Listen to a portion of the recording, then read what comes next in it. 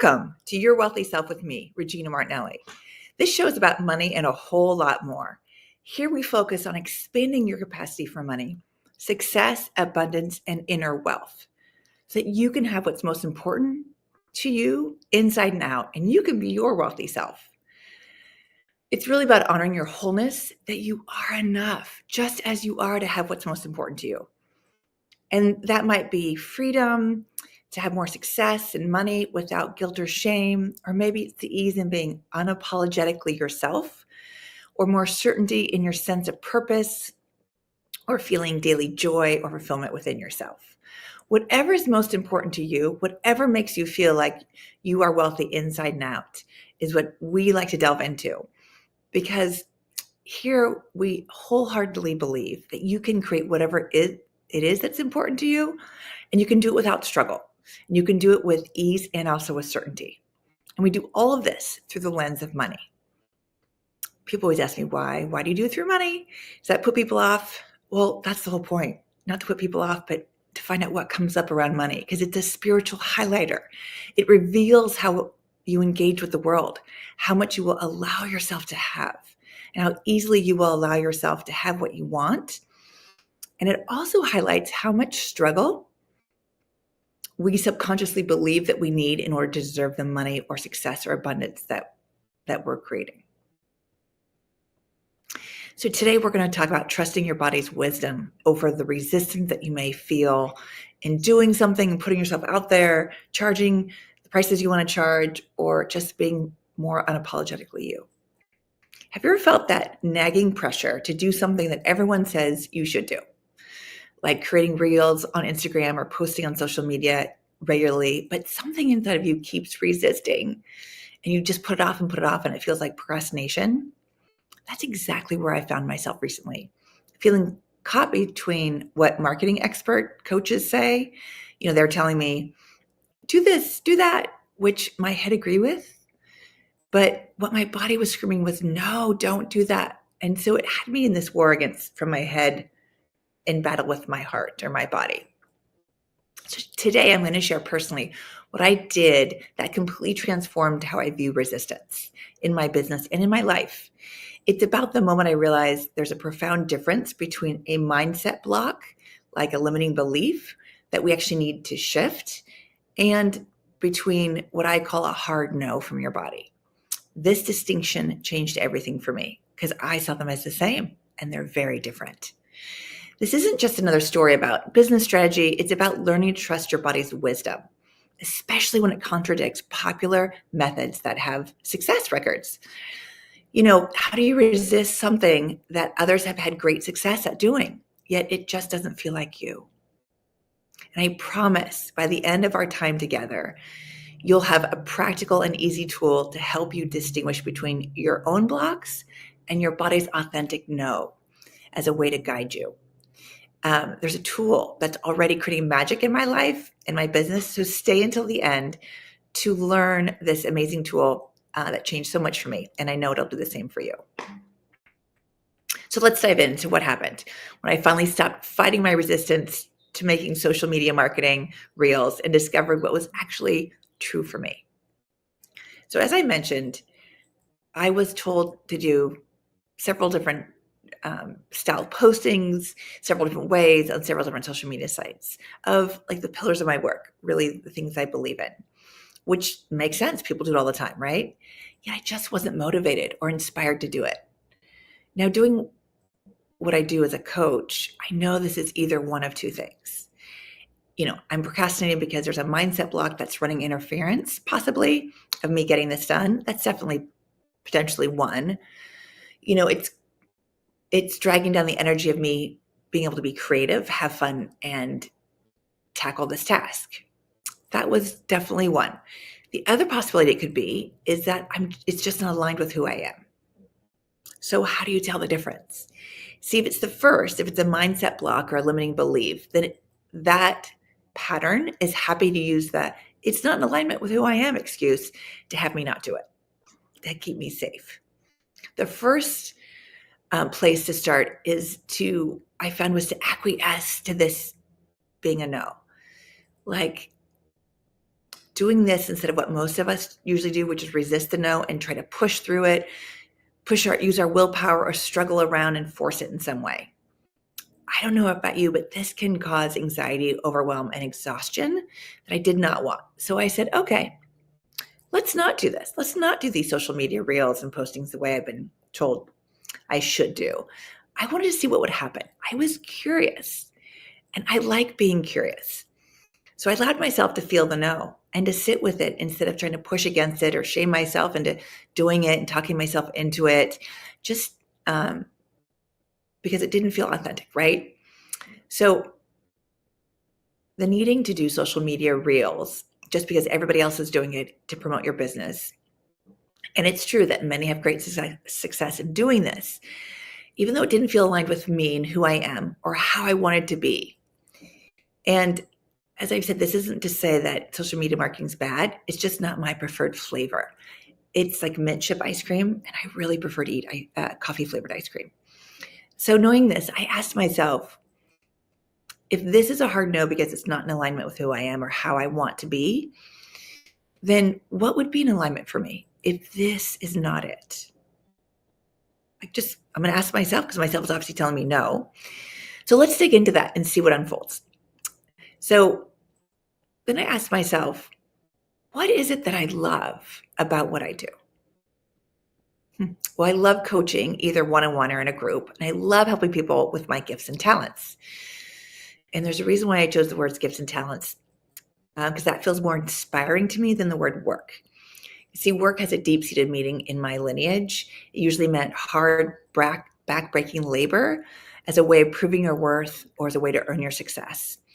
And that's not how I want to experience my life or my vocation. So I consciously wanted to move away from that to have more freedom and creativity with how I experience and express what makes me happy as a vocation. So I chose talents. And what fun that brings in my body, my mind, and my being. See, these are gifts I receive from the universe, all that is, God, divine oneness, however you want to phrase it. These are the gifts of my soul that I am here to share for those who resonate with it. The ways that I can contribute to the greater good of all and help others heal. They've been a gift to me in my life, and they're a gift for me to share with others. So that's why I love the word gifts and talents. And talents, is helping people in a particular way. Therefore, I can learn and study and develop those more. Anyway, I'm going down a tangent. And there are people who have gifts and talents, again, to do social media, and they should definitely do those. So it gives me so much joy. And I noticed it helped me to sit down and do the activities I needed to do for my business when I called it gifts and talents. And it allowed me to stay authentic to who I am. So I don't know if you have a meditation practice, because I want to dip into something, or a mindfulness practice or a spiritual practice where you focus on what you want to manifest. What I did was I started asking my guides, the universe, divine oneness, however you want to phrase it, or however you tap into that, to use me for my gifts and talents, to allow me to use my gifts and talents today. I would ask this each morning, and it doesn't take much time. I mean, I do it while I was still in bed. In the evening, I would thank God, my guides, the universe, divine oneness, for using my gifts and talents to help others. And you know what happened? Friends, acquaintances, and loved ones started calling me, requests for guidance, for advice. They wanted to run something past me. They wanted, and help started coming in naturally from my community. They just were asking for it. This started happening every day. And one of the most amazing things was that doing this actually helped me just as much as it helped them. It solidified how much I love doing this kind of activity, how much I can help people and how much joy it brings to me and to them when I get to use my gifts and talents that are natural to who I am and that are authentic and aligned with who I am. It reminded me that this is not work. This is not a paycheck. This is what my soul's purpose is. It nourishes me and it fills me with satisfaction and wholeness. And guess what? Each day, at least one person reached out for help or guidance or coaching or something. Then it was 2 or 3 people that would reach out in a day. And I did all this for free. This was my community. This is my community, and these are small requests. And I trusted the larger plan of the universe, how this was going to unfold. I didn't know how. I continued doing this every day for 2 weeks. In the morning, ask God and the universe to use my gifts and talents, go through my day, answer the requests, and at night, thank God and the universe, the divine oneness, my guides, for allowing me to use my gifts and talents, for being called to use my gifts and talents that day. And in just doing that, as I said, so much changed for me. But every day people reached out. And people I had not talked to in months, people would text me on weekends, in the evenings, grab a moment when I was dropping off my kid at school. It was glorious, glorious. Now, it's not like I felt like I had to respond to everything in that moment, but it's like, oh, somebody needs something. When I have a minute, I'll respond. But it cemented so strongly how much I love being of service, how honored I felt that someone asked me to see them as God sees them, as whole and complete and enough. My attention came off of me and how to move through a block that was causing me so much strife because it wasn't aligned with who I am or how I want to be. This asking to be used for my gifts and talents is the type of marketing I want to do. So in the third week of doing this, I had some of the friends who I'd helped previously without asking for anything in return. See, these first 2 weeks were weeks of trust. Weeks of reminding me how much I love what I do and how it nourishes my soul, and that is exchange enough. But on the third week, some of the friends I'd helped previously started sending me referrals of people to work with. So in that week, I started 2 new clients. And they are people I really enjoy working with who are getting a lot of shifts and healings from my style of coaching. This only compounds the trust and the joy and the fulfillment I feel about noticing the difference between a block and a hard no from my body. So let's look at how to recognize a hard no versus a block. It's all in how it feels in your body. When you feel the resistance, consider this. Maybe it's not pushing through that is needed. Maybe it's listening to what's behind that resistance. Like, what is your body trying to tell you? So start by acquiescing to the resistance. I was walking around in my home struggling with this. If I'm really not going to market on social media the way that everyone's telling me that I have to, yet honestly, no, I knew I was never going to be that shiny, polished, attractive, witty Instagram reel. I just was never going to create that. And I didn't want to hire a team to do that because it also didn't feel like me.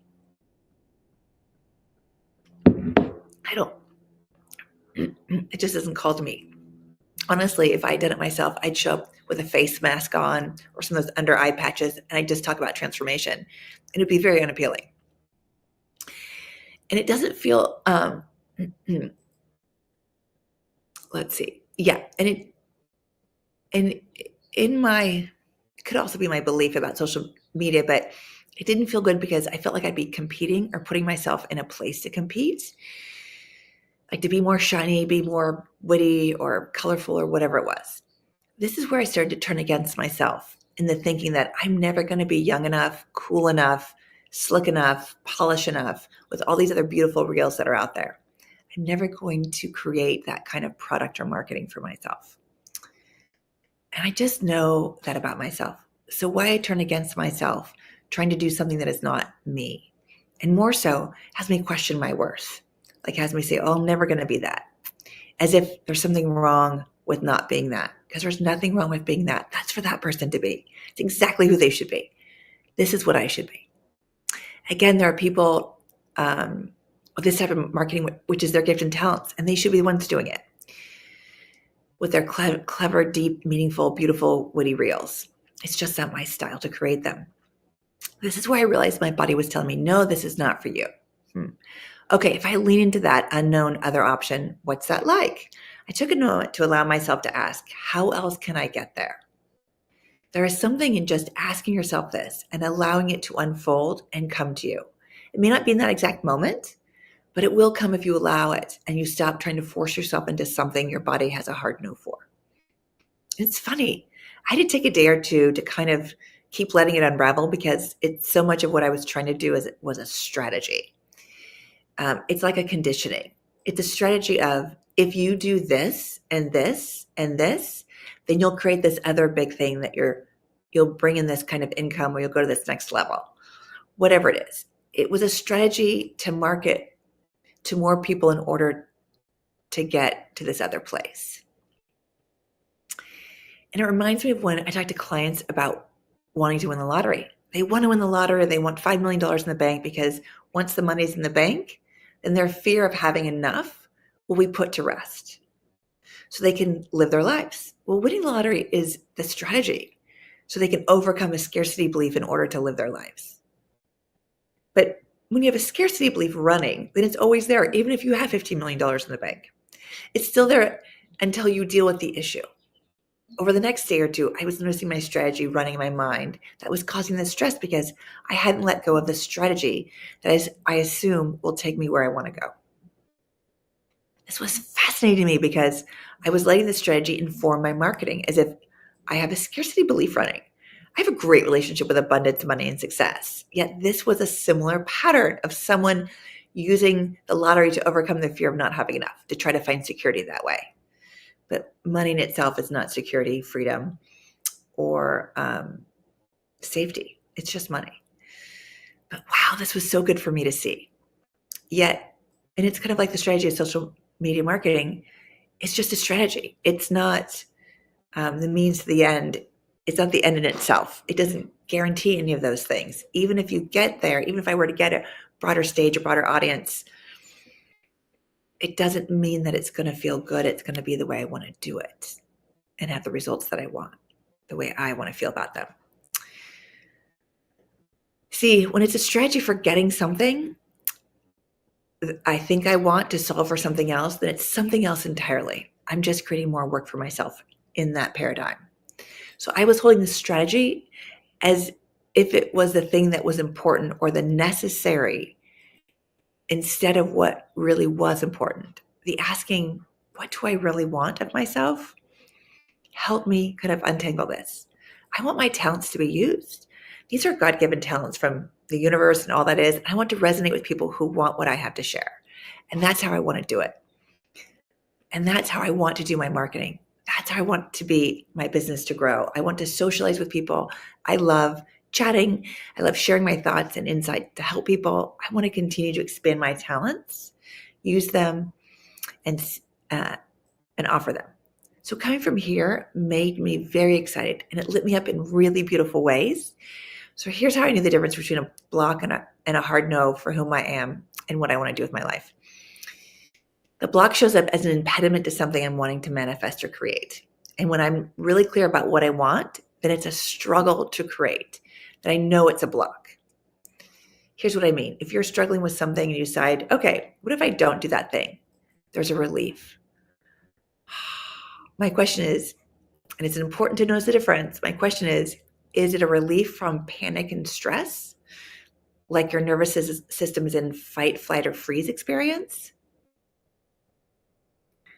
Because if it's a relief from that,